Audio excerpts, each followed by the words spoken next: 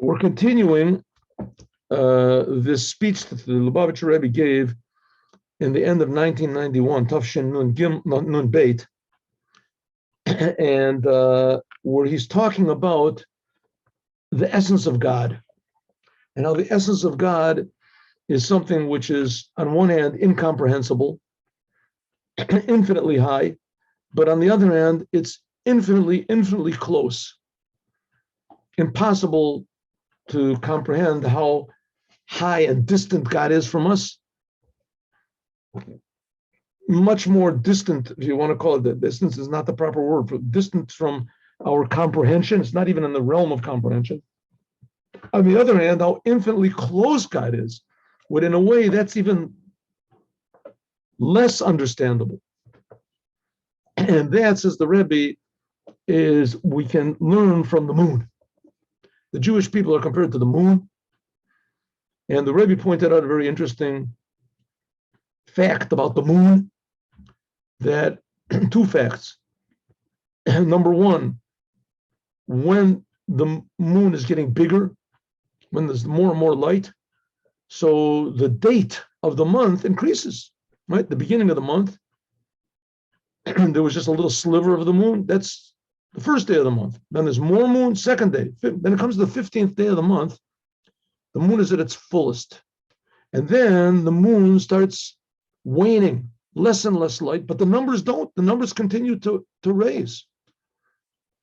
The numbers continue to increase, implying that there must be some sort of a more revelation in the second half of the month, because the numbers are getting bigger, so to speak, a bigger amount of the month. And the Rebbe said also, according to science, according to astronomy, why is it that the moon gets darker? Because the moon moves closer and closer to the sun. And when the moon totally is at its closest to the sun, then its back is to the sun and receives all the light. Its face is to us. And what do we receive? We receive the moon. Not the light of the moon, but the moon itself.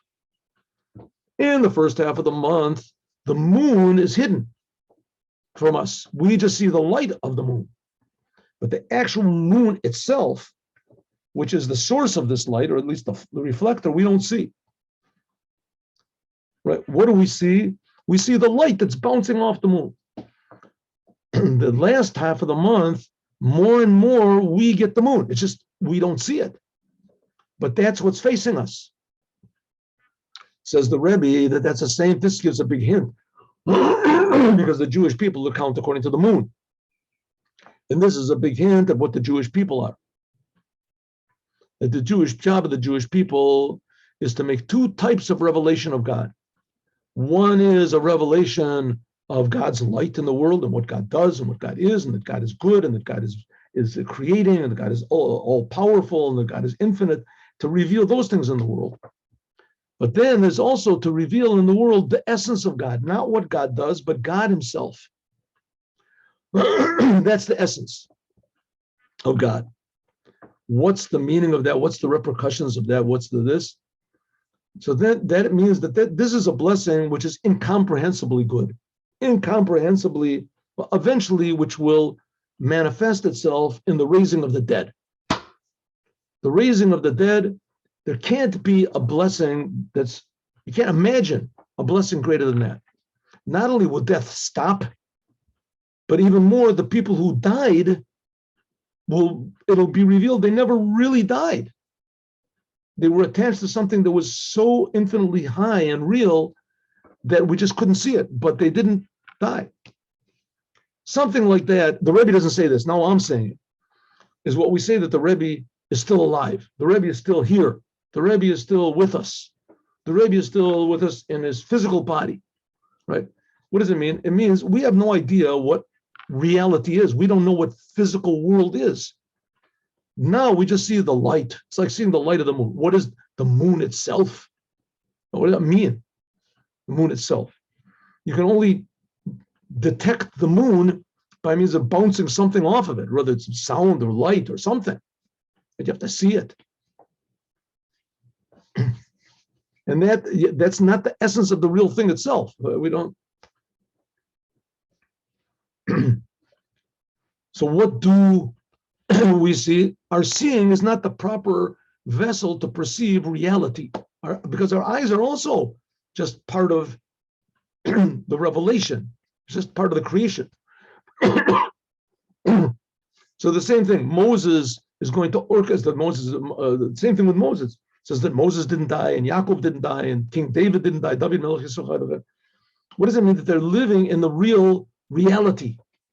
And this real reality we don't perceive. It's like the dark moon, the moon itself.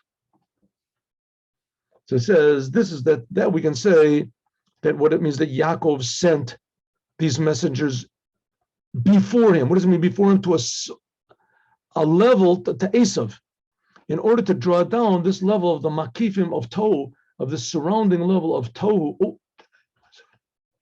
yeah, I'm okay. What's the chat over here?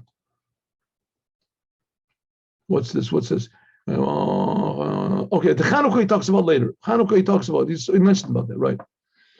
That Chanukah is. That's why he said that Chanukah and Yud Tes Kislev are in the end part of the month, and why it adds on a light. But we'll talk about that. Okay, so Yaakov, therefore, he wanted to draw down these sparks, the source of the world of Tohu, which we said, and then the moon and the sun will receive from the same source, which that's the essence. Okay, calls that all this is especially in our generation. Why? That Yaakov, Shemitzad Yaakov Nigmaru, even though that Jacob, he finished all of the refinement and the work that he had to do. That's like we learned in Torah or. So therefore, when Yaakov sent these messengers to Esav, there could have been the GEULA. There could have been what we call the redemption, or simply there could have been revealed all of the potential good in the world could have been revealed. Therefore, he sent these messengers to Esav to let him know that the time has come. But we said, right?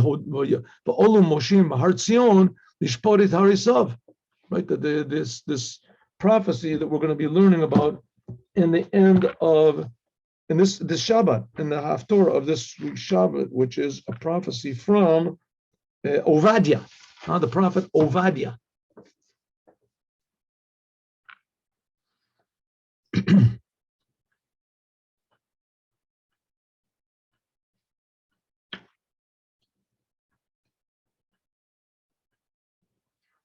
What does it mean? That there will come the ones who have been saved, the Jewish people, from the mountain of Zion, and they will judge the mountain of Esav. And it says like Yaakov, he wanted to, the work had not been done, but he went down to Egypt. It says that he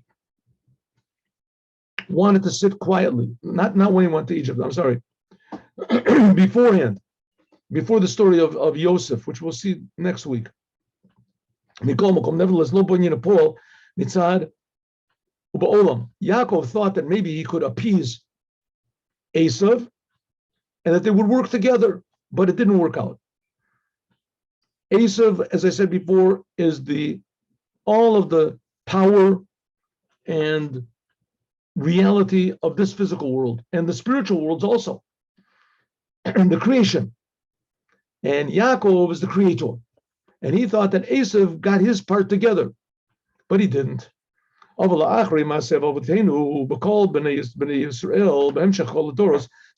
revealed that it was going to take a long time. And says the Rebbe, it took a long time. And here we are. We are now, whatever is 4,000 years, 3,500 years after Yaakov. And we've been serving God, the Jewish people, and we've been holding on. And we've been believing, and we've been praying, and we've been disappointed, and we've been murdered, and raped, and robbed, and driven out all over the world, and we still believe and kept praying, and certain Mashiach is going to come any second. 3,500 years, like waiting for the bus to come. 3,500 years. I mean, you get, once you call the company. What's with the bus? Just in a couple of minutes, just wait. I'll be right there, right? But you've been saying that for the last 2,000 years. You said that to my father. I know. There's been problems. We had technical problems, but really, we really mean it. Now he's going to come, right? And you wait another 1,000 years, nothing, right? Again, what's going on over here? We've been waiting 3,000 years for Mashiach to come, and from the time of Yaakov, he's supposed to come. And when is he coming? Let's call the company. Oh, yeah, you're really right. We sent out the driver. You won't believe this. And he had this flat tire. And then, listen, I've heard the excuses. I got 3,000 years of excuses. Just send the Mashiach already. Just send the Mashiach. We will. Don't really. No, we really mean it. And we really, you have what's up here. I'll send you a picture. Here's a picture. Here's the order. Here's the order that he's going to go out. Okay, any minute now. Well, it goes another 100 years, another 100 years. Says we've been working for so long, including also Chassidut was revealed in Yutes Kislev, right, 250 years ago. Sha'az then, hitchil the main thing of Yafutzu Ma'anatech Chutza, spreading out the well springs of God outward. Mosif Aholich, and it continued by means of our rabbis from generation to generation. Until the previous Rebbe, Nasi Dorenu, the leader of our generation, that by means of him was spread out the teachings of Chassidut to all the corners of the world. And of course, the Rebbe always spoke about himself, that he's just continuing the work of the previous Rebbe. And he said the previous Rebbe is Moshiach, and the previous Rebbe will raise on the raising of the dead, and that he'll be the first one to raise up, and he'll be, anyway, however it is, we got all these answers and all these, the logic, and any second. So it says the Rebbe Kavar Nigmu, it's already finished everything. Not only just as far as Yaakov is concerned, but as far as the world is, even according to Esav. Kafisho Dia B'Yichris Kavar, like we already said, that that the parade is ready to receive the Mashiach. And the band has been practicing for thousands of years already. And the uniforms are already. And even the buttons on the uniforms have already been shined. Everything is gone, is ready, right? The shoes are shined, the buttons are shined. Hakol Muchan, everything is ready for the coming of the Mashiach. This the Rebbe said 30 years ago. Moving, so it's understood that all of the work that came after that, all the time, the Mashiach Tzikenu is delaying for some reason that the Rebbe says is unexplainable. Built you do a move on his claw, it's not known or understood at all. Now we do not have to refine the world anymore, says the Rebbe. We have done everything we have to do. Yaakov has done his work. Even Esav is finished. His galus b'pol, we have to do whatever we can to reveal the Mashiach coming. Okay, these are very, how do you want to say, wild words. For lack of a better word, I'll think of a better word. These are very, how do you say, there's a word for this. What is this? Iconoclasm or something like that. Anyway, this is wrecking all of the ideas that everybody had. This is like taking Yitzchak, Abraham taking Yitzchak and sacrificing him up on the altar over here. That's what Judaism is based on. Here the Rebbe is saying, that's it. The work that we're doing now is to be permeated with one thing, and that is bringing Mashiach. You have to talk about Mashiach. You have to think about Mashiach. You have to do about Mashiach. There's so many other wonderful topics that there are in the world. Psychology and psychiatry, and there's the family, and there's prayer, and there's the commandments, and there's the explaining of the ideas of Chassidut, and the wonderful Chabad houses are all in the world. And there's so many other wonderful things to talk about and to deal with and to work on. Says the Rebbe, if you're going to do it, then everything has to be attached to Mashiach. I didn't make this up. Here the Rebbe says the whole thing. Therefore, the only work we have to do now is just to bring the revelation of Mashiach in the world. Each person according to how you can do it, but don't say, I'm not going to do it at all. Yesh Lomar, we can say, the special thing on our generation is hinted at in the Haftorah, Parshas V'yishlach, what I just said about Ovadia. And it says, Vaya Beis Yaakov, Eish, it says that the house of Jacob will be fire, and the house of Yosef will be like a flame, and the whole house of Esav will be like straw. The Yershu Aganav, no, but Yershu Negev et Har Esav, and we will inherit the mount of Esav, Begalut ad Sarfat. It says that until says that even Sarfat, Yershu Arya Negev, Elu Moshim Bahar Tzion Lishpore Esav. It says that all of the nations of the world, even France, it says. Here the Rebbe learned a lot about this. He says that one of the big signs of Mashiach is here is that in France, there are people that are Jews that are coming back to Judaism. And really, I remember when the Rebbe said this. This is a while ago. This was like maybe 45 years ago, maybe even more, something like that, about 45 years ago. And the Rebbe said that's the sign that the French, and the Rebbe even took the French national anthem. And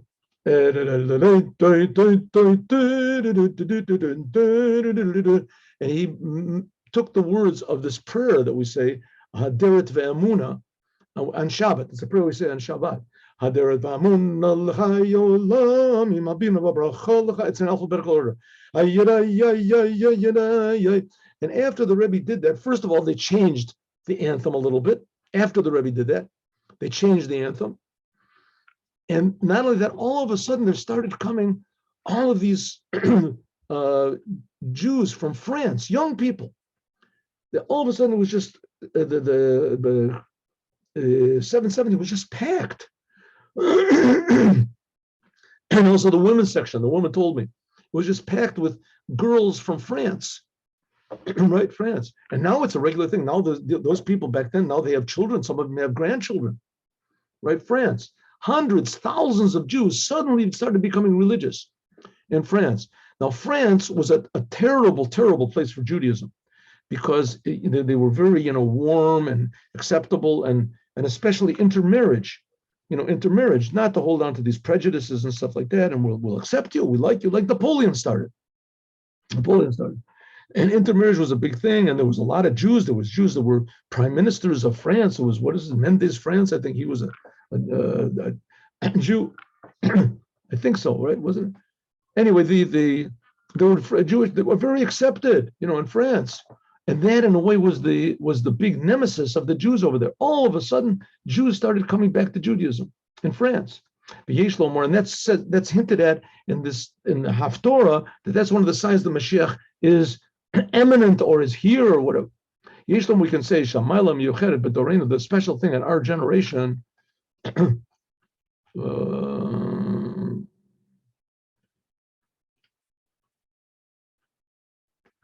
Yeah. Okay. Good. Okay. We'll talk about that later. Anyway, let's not get into the good. Yesh Lomar, we can say that the special thing of our generation. I mean, just that you wrote. I don't know if people can see this chat. It says now we have the land of Israel. You should know that when they really started, this is like 20 years ago, the Arabs started really making problems in France, and a couple of people were killed. So a lot of French people came to Israel. A lot. There was a big aliyah from France, and about 2/3 of them went back to France because there was just simply nothing for them to do here. They couldn't find jobs. They couldn't find work. There was no. It was very difficult for them to buy houses. A lot of them bought houses in the Nahariya, a lot of them, and they just left. They just left. It was. I read it. They tried to keep it quiet, but about 2/3 of the French people that came here, they left. They went back. There was, not to speak about the Russians. A lot of Russians went back to Russia. Jews that came from Russia, they went back to it. Okay. So as far as that goes, as far as Eretz Yisrael, whatever is the Medinas Yisrael, there you can. There's a lot to be desired. That is certainly not one of the signs of Mashiach. Is what's going on in the government, at least of Israel. But the fact that Jews are here for sure, listen, it's a wonderful thing, no doubt about it. Okay. And so we can say that this is all the thing about, says Mia Chirushim, the novelty is that Yosef is his Beit Yosef in our generation, is his Beit Yosef. He's the one that's going to take care of all of the opposition, the church and all the house of Esav and all these things. He's the one that's going to take care of all this. He's going to, that Yosef, who is Yosef? The previous Lubavitcher Rebbe. The previous Lubavitcher Rebbe, his name was Yosef. The Yosef in our generation was the previous Lubavitcher Rebbe, Yosef Yitzchak. This is what's different in our generation in regarding to the generations before it, including the generation of the first Rebbe of Chabad, Sha'al Yado, that by means of the previous Lubavitcher Rebbe, Yosef Yitzchak, Nasa, Hafatzas Mayanos, there was spread out the well springs of Judaism in the whole world, really. You have to realize Chabad was trapped in Russia. Chabad did not get out of Russia until the previous Lubavitcher Rebbe was imprisoned by Stalin, and then he was evicted from Russia. He got out of prison and they evicted him from Russia. They didn't want him to be there anymore. And they wouldn't let him come back in. He was in Poland anyway for 10 years, and then he went to America. When he got to America, then he really started spreading out Judaism. He got to America, he was already paralyzed. He came in a wheelchair. Then he really started spreading out Judaism. To far, that's nothing farther than it. In the last year of his life, he was the one that made Kfar Chabad. He sent emissaries to Morocco, the previous Lubavitcher Rebbe, to Morocco and Tunisia. Nothing outside of it, like for instance, France. Asher Bismanenu, also in Morocco, France was very, very powerful. And it had a very powerful, negative effect on the Jews as far as Judaism goes.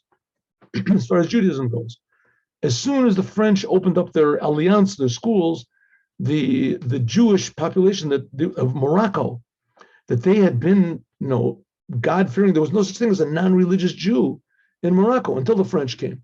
When the French came, everything, all of a sudden, the buttons on the blouses started opening up, and the beards started getting shorter, going away, and the tzitzis one that flew out the window. In France, Bismanenu, in the time of the Alter Rebbe, the first Rebbe, and also the rabbis that were after him, the Rebbes of Chabad, there was no spreading out of the Torah in France. Rashi came from France. There were great scholars that came from France, but the population was, what can you say? They were drawn after the intellectual movement of France. Lioto atachton, because France was the lowest place. Ad kedei kach sheRabbeinu was zaken, that the first Rebbe of Chabad, he worried about the victory of Napoleon. He was really very worried. And the first Rebbe of Chabad actually helped the Tsar. Right? Napoleon was a free thinker. He was a-religious, and the Tsar was a fanatic Christian. And nevertheless, the Alter Rebbe helped the Tsar, and he opposed Napoleon because he knew that the power of Napoleon to take people away from Judaism was much greater than the Tsar could ever bring.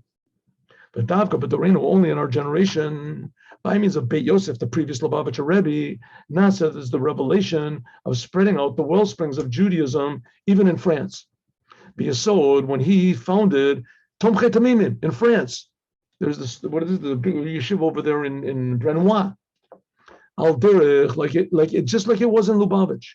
And therefore, Higia B'Poel, Yershu at Arya Negev. Therefore, it says we conquered the cities of the south. But Olam Moshim, there will come the saved ones from the mountain of Zion to judge the mountain of Esav. And we can also add on another thing by means of making a remez, a hint. What's the remez? The remez is like this: that Tzarfat, which means France, is the numerical value of 770. Tzarfat is the number 770. Right? You can count it. Tuf and Reish is 400 and 200, 600. And Pei is 680. And Tzaddik is 90. That's 680 plus 90, 770. So Tzarfat is the numerical value of 770. That's where the previous Rebbe set up his headquarters in America. Right? When he came to America in 1940. And from almost immediately he established it in 770. 770 was like a sort of a hospital, whatever it was, and it was bought, it was up for sale, and he bought it. This was made by means of a lahava shemeiru mibeit Yosef. This is the flame that comes from the house of Yosef, namely the previous Lubavitcher Rebbe. That's what burned up the atheism, the anti-theism of France. Until it became Beit Yosef. What does it mean? The house, the actual house, not the Beit Yosef, usually means like the school of Yosef, like Beit Shammai, but until it becomes actually the physical house. The previous Lubavitcher Rebbe, he lived on the second floor of 770. Habayit Shabo Bachar, the house where he chose, Va'ad Kaneu, that he bought it, and he lived in it. The previous Lubavitcher Rebbe lived in that 10 years, the last 10 years of his life. Palmadin. And from there, from this place, 770, there was drawn and a light, a flame to the whole world. And this house of Yosef, that the address is 770. That's the number of the house that it came out, and it devoured France, which is also 770. Not only that, the word Sarfat, France, can be transformed. The same letters are Partzta, Ufratzter. Means to spread out, as the blessing that God gave to Jacob, Yaakov. Ufratzta, Yom HaVakedim, Ufratzta. Shebazeh, and this is hinted at the revelation of Hafatzat, spreading out. Ufratzta means to spread out, to break through. Spreading out the wellsprings of Judaism, even into France. Paritzat kol gedorim, breaking through all of the boundaries. Lo rak bofen shemitzad pritza kol gedorim, the mayanot boim ba'im heim gam betachton. Not only, this is not only in such a way that the Chassidut is spread out to the lowest places, that there's nothing lower than it, but even more, that Chassidut comes from France. Like it's stressed that Sarfat is the language of Partzta. Not only did France not oppose Judaism, like they had done in the time of Napoleon or whatever, and that they let the Jews just be religious or whatever, but even more, that Jews that were not religious, they became religious, and the government even helped them. They said by means of this, there became Partzta, Aliyah, a parrots breaking through, and that's the Mashiach. Who's the parrots? The parrots, it says, is the Mashiach.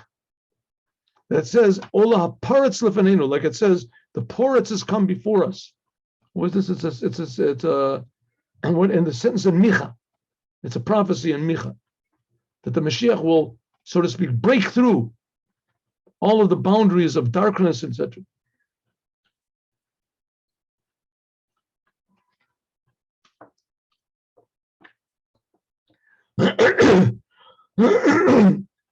Tomorrow, God willing, we'll finish this and we'll talk about the connection that it has to, it's almost finished actually, the connection that it has to our generation, especially our generation, and this month of Kislev. God willing, see you all tomorrow. Okay, so there will be a class today at 3:00. We'll learn I'll put up the last year's class on the Haftorah from Ovadia that we talked about here. And we'll also learn a little bit of the beginning of the Sikha about Yutet Kislev, the amazing story of how the first Rebbe of Chabad, when he was in prison, so a minister came to him and asked him to explain what it means that God asked Adam, after he had eaten from the tree, where are you? Ayeka, where are you?